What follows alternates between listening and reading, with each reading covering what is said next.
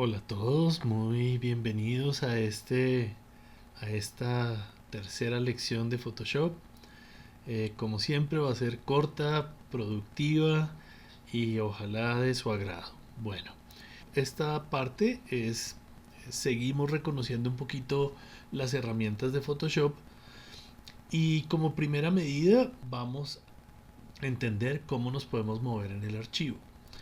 El archivo ya estando abierto, yo puedo tener un acercamiento mucho mayor con la herramienta lupa. La herramienta lupa es esta que está acá. Acuérdense que si no la encuentran ahí, la pueden ubicar en estos tres botoncitos en donde van a tener toda la, la gama de las herramientas, ¿no es cierto? Pero generalmente está ahí. Esta herramienta está siempre ahí. También recordemos los videitos que nos muestran un poco la funcionalidad de la herramienta. Son supremamente valiosos porque poco a poco puedes ir viéndolos y vas entendiendo un poco más acerca de Photoshop. Bueno, la lupa pues es un poquito obvio, pero nos acerca al, al, a la imagen que tengamos. Es importante tener en cuenta que ese porcentaje de lupa que yo estoy aplicando es un porcentaje que me lo va a decir acá, ¿sí? Ya lo habíamos visto en la lección pasada, pero si yo coloco acá 100%, este es la resolución correcta, o mejor dicho, es la resolución en la que yo puedo evaluar si la imagen está bien o mal. En este caso vemos que la imagen es una muy buena imagen, tal vez es una imagen tomada con un buen lente de zoom y permite todos estos detalles, ¿no es cierto? Tenemos la lupa que nos acerca, ¿sí? Y tenemos la lupa que nos aleja. Si yo oprimo la tecla Alt y doy clic, él me va a retroceder, me aparece el símbolo menos en la lupa. Estos dos pues, son supremamente importantes porque cuando yo esté trabajando en Photoshop voy a necesitar o acercarme o alejarme y aquí puedo encontrar esa solución. Si yo estoy muy cerca y tengo que moverme hacia algún lado, hacia la derecha o hacia la izquierda, tenemos estas barras, ¿no es cierto? Pero es un poquito dispendioso si yo tengo que bajar hasta acá, estoy acá con alguna herramienta, por ejemplo una máscara, lo que sea, y tengo que bajar y soltar y moverme acá o moverme acá, ¿no es cierto? Eso es muy dispendioso. Entonces, hay una herramienta que sería la herramienta mano, que está acá. Esta manito lo que hace es mover el lienzo hasta donde yo necesite, ¿no es cierto? Entonces, importante que tengamos esas dos herramientas. Creo que este video se centra es básicamente en esas dos herramientas fáciles de utilizar. Hay una cosa, y es que si yo tengo acá una herramienta, cualquier otra herramienta que yo esté utilizando, y quiero hacer zoom, entonces control barra espaciadora y hago el acercamiento. Si ya ustedes notan que hay una pixelación, no significa que la imagen esté de mala calidad. Significa que te acercaste tanto que pasaste ese 100% y seguramente vas a empezar a ver los píxeles. Si yo sigo acercándome, ya voy a encontrar una cuadrícula que son ya cada uno de esos pixelitos que tiene Photoshop ahí dispuestos para mostrarme la imagen en conjunto. Pero como les digo, no quiere decir que la imagen esté en mala calidad.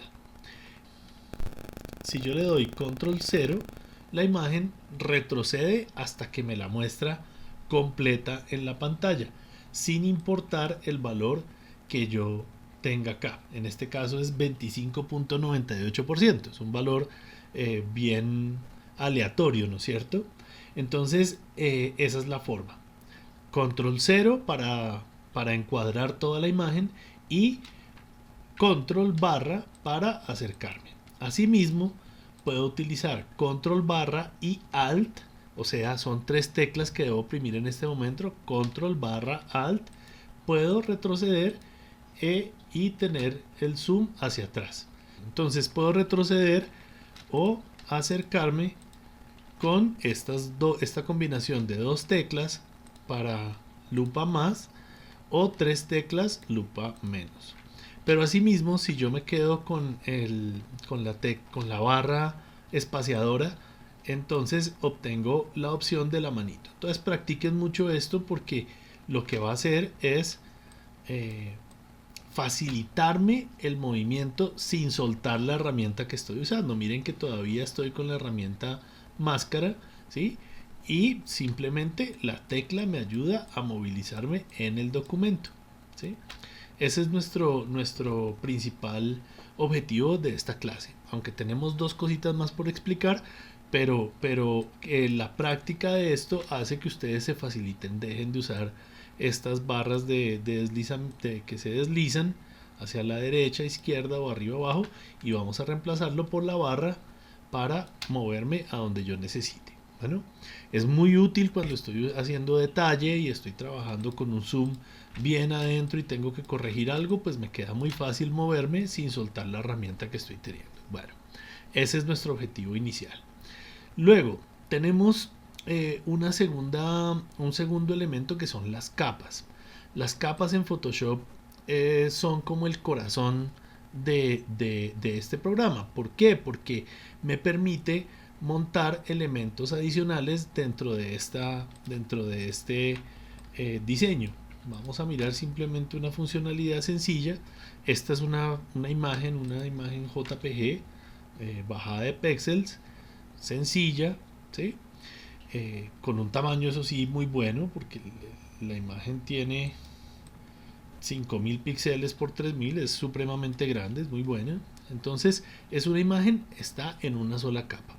Yo podría hacer que esta capa dejara de ser un fondo y simplemente al momento en que yo añado una capa nueva, me va a permitir soltar un poquito este elemento. Entonces, vamos a simplemente a dibujar acá cualquier elemento, ¿sí? Digamos este rectángulo, hagámosle cualquier color, es simplemente como referencia, ¿sí? Y si se dan cuenta, él ya genera esto en una capa nueva. Entonces, esta capa es completamente transparente y donde yo coloque el elemento me va a permitir interactuar pues de muchísimas formas para yo poder hacer al final un montaje, para poder reemplacemos esto por una abeja, reemplazamos esto por una araña que está ubicada en algún lugar y perfectamente va a hacer las veces de un muy buen montaje. Entonces, las capas, importante que yo cuando monte las capas, yo le dé un nombre. Cuando yo le doy doble clic, entonces puedo colocar el nombre que yo desee, ¿no es cierto? Entonces, importante tenerla organizada. Cuando yo oprimo ya, si se dieron cuenta que ya tenía dos capas y oprimí el candadito, ya la capa de fondo me permite liberarla, ¿sí? Me permite soltarla y ya se vuelve una capa normal en donde yo la puedo pasar arriba o abajo y esta capa va a funcionar como cualquier otra capa. Solo hasta que yo quite el candadito de esa capa, ella no va a ser una capa que me permita moverla, sino ella va a seguir entendiendo que es el fondo y no me va a permitir hacer otro cambio. Entonces es importante que tengamos eso. También puedo crear carpetas acá dentro de esta capa, ¿no es cierto? Que son dentro de estas capas puedo crear carpetas. Entonces si por ejemplo yo tuviera acá otro elemento, un círculo, y tengo que juntarlos en una sola capa, en una sola carpeta, entonces ya podría yo simplemente jalar este elemento y veo que se indexa y me permite manejar acá. Estos serían geometrías, ¿no es cierto? Listo. Lo chévere de las capas es que cuando las organizo bien y tengo un archivo bien, digamos que consolidado con buena cantidad de capas, lo que me permite es organizarme, entenderme un poquito, porque ahorita pues tenemos tres capas que no es nada, pero un fotomontaje o cuando empecemos a trabajar las, los montajes un poquito más especializados, ¿sí? Ya me voy a dar cuenta que voy a generar una buena cantidad de capas Y si yo no tengo un orden, esto se va a volver una locura, ¿no es cierto? Entonces tengamos en cuenta que puedo hacer carpetas, dentro de esas carpetas puedo hacer mis capas de lo que yo necesite y ahí me voy a dar cuenta que va a ser muy fácil el manejo. Puedo ocultarlas, ¿sí? Estas son otra de las características de las capas, es que puedo ocultarlas, puedo ocultar el grupo completo, me facilita el trabajo dentro de las capas. Asimismo yo podría pararme sobre una capa y bloquearla. Al oprimir este botón ella va a quedar bloqueada, que si yo entonces quiero moverla él me va a decir no puedes porque esta capa está bloqueada. En dado caso que yo ya haya hecho un arreglo, haya hecho un montaje y diga acá es donde va a quedar, pues sencillamente bloqueo la capa y me despreocupo que la mueva por error o que la modifique sin yo darme cuenta, ¿sí? Entonces es importante que tengamos esas capas bloqueadas, finalizadas y que sigamos trabajando en las otras capas que nos interesan. Después de que ya entiendo cómo funcionan las capas, esto es un proceso, digamos que rápido, uno entiende muy rápido cómo es que funciona.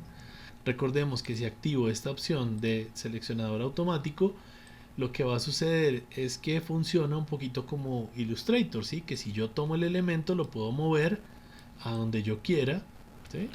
Sin necesidad de irme aquí a la capa y seleccionar el elemento que yo quiero. Si yo no tengo activado esto, simplemente voy a darle botón derecho sobre el elemento y selecciono el que necesito. Si se dan cuenta, acá dice geometrías, está diciéndome que esto es una carpeta y este que está un poquito indexado hacia la derecha significa que está metido en esa carpeta. Si yo tengo estos dos elementos, uno encima del otro, acá podemos pasar este encima. Entonces, si yo estoy acá en esta capa y no tengo activado el selección automática, yo voy a dar botón derecho. Entonces dense cuenta cómo me lo muestra. Geometrías, elipse 1, cuadrado. Bueno, aquí me quedo con doble A, no hay lío.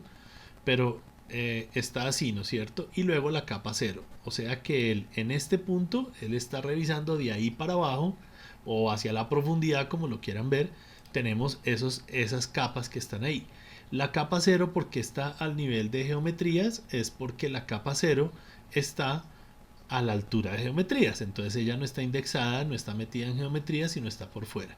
Entonces esa es una forma importante de entender. Yo generalmente lo manejo sin el seleccionador automático, pero algunas veces es muy fácil lograr mover los elementos sin necesidad de dar el botón derecho, seleccionar elipse y moverlo, ¿sí? Entonces en muchos casos lo manejo así y en otros lo manejo con el botón derecho.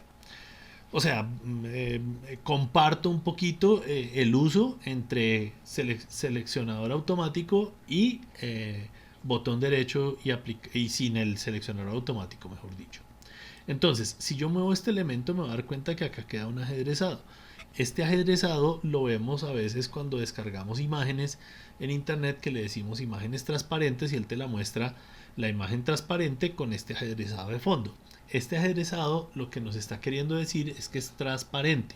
O sea que si yo oculto esta imagen y tengo estos dos elementos acá y los exporto, todo esto va a ser transparente. No me va a salir con el ajedrezado que estoy viendo ahí.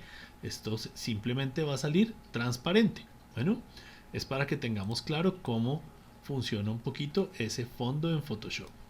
Otra cosa importante es que cada vez que yo muevo el elemento y tengo activadas las guías inteligentes, Photoshop me va a estar diciendo por dónde sería bueno colocarlas.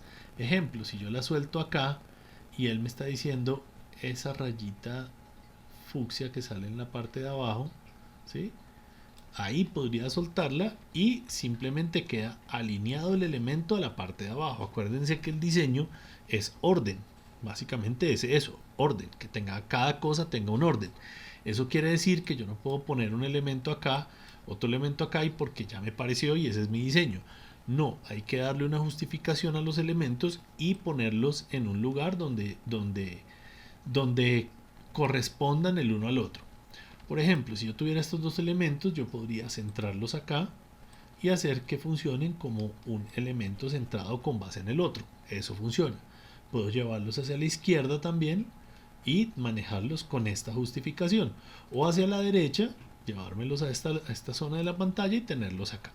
Entonces, no es poner los elementos donde queramos, sino pensar un poquito que cada elemento requiere una justificación. Bueno, eso es un poquito de diseño, pero es importante que lo vayamos teniendo en cuenta. Bueno, entonces así funcionan las capas. Por último, vamos a hablar de los archivos.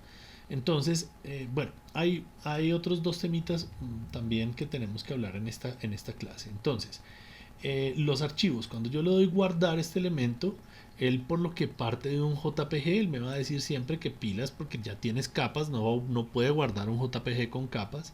Entonces él me va a ofrecer un PSD o un TIFF o un PSB. Estos son formatos de Photoshop que te permiten el manejo de capas, ¿sí? Entonces va a guardar tus capas y no vas a perder esta posibilidad de editar los elementos cuando quieras. Bueno, entonces puedo hacerlo así. Yo acá tengo un resumen un poquito de lo que son los elementos. Entonces sería los formatos de Photoshop serían PSD y PSB, ¿sí? También tenemos el TIFF, que te permite trabajar capas, pero es un formato que está diseñado para impresión. Entonces, por orden, formatos de Photoshop, PSD y PSB. La diferencia entre estos dos es que este PSB es de formatos grandes, o sea, esta B hace referencia a Big. Formatos de Photoshop grandes, ¿sí? Cuando superan una cantidad de píxeles y fuera de eso superan un peso grandecito, te va a pedir que lo guardes como PSB para que Photoshop comprenda que es un formato grande. Bueno, por ejemplo, una valla, un afiche que tenga muy buena calidad y que sea grandotote, que lo trabajes en una resolución gigante, pues te va a pedir que lo guardes en PSB. Bueno, el otro son los formatos digitales, que sería JPG, PNG y GIF. El JPG es un formato que se puede comprimir de 0 a 100%. Normalmente yo los exporto siempre al 100%, porque pues la calidad no la podemos arriesgar en nuestro trabajo, ¿no? La calidad de la imagen. Hay gente que coge y exporta y pone esto al 40%. Pues sí, claro, él te va a bajar el peso, pero vas a sacrificar toda la calidad de la imagen. Entonces, es bueno manejar entre 80 y 100%. El PNG es un formato que te permite transparencias, lo que hablamos ahorita, viendo las capas y el aderezado de fondo. Si quisieras que el formato fuera transparente, lo puedes enviar en PNG. Y un GIF es un formatico que se utiliza para hacer, bueno, él se entiende hasta 256 colores. En estos dos formatos, o estos son millones de colores, y el GIF se mueve en un valor de 2 o ¿sí? dos colores hasta 256.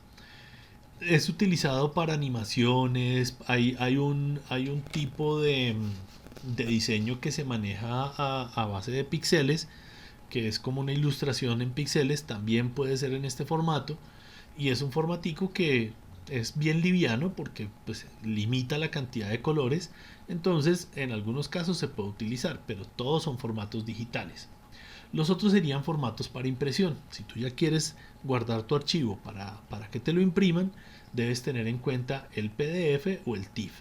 Entre estos dos, pues el más recomendado para un archivito normal sería un PDF.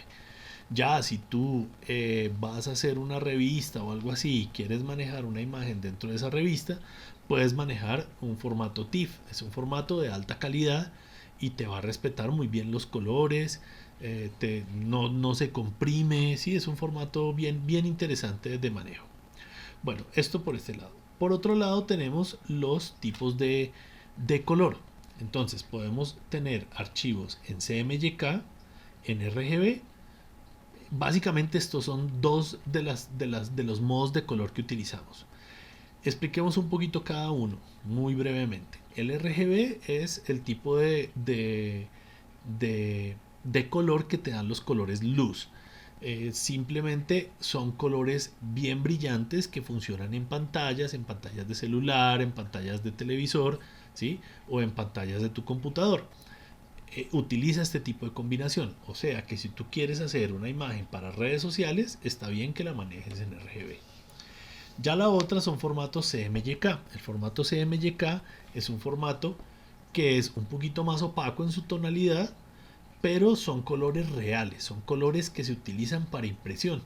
Diciendo reales es sacándolos de nuestro sistema electrónico, lo que sea la tablet o el computador, y los pasamos a colores ya reales para impresión, para una revista, para un afiche, un volante, todo este tipo de impresos, ¿no?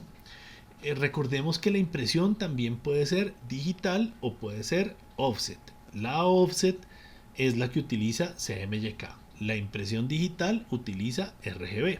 Entonces ahí tenemos que tener claridad en qué modo de color vamos a trabajar.